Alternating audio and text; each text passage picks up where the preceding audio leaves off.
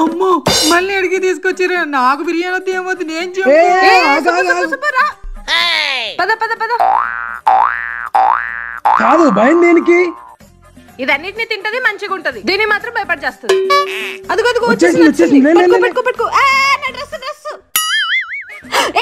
సుబ్బు నేను నీకు మాట ఇచ్చాను కాబట్టి ఈరోజు మండి బిర్యానీ తీసుకొచ్చా. ఇంకొకసారి నీళ్ళు పోయడాలు కానీ ఇలాంటి చిరాకు పనులు చేయకు, ఓకేనా? సరే బాబా, అలా చేయలే, వేరేలా చేస్తా. ఇది మారదురా.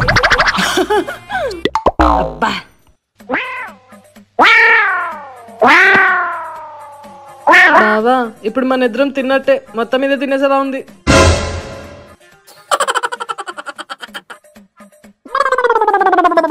ఏంటి ఎప్పుడు తినని దానిలాగా అలా తింటున్నావు? పక్కన వాళ్ళు చూడు ఎలా నవ్వుతున్నారు, మర్యాద మొత్తం పోతుంది.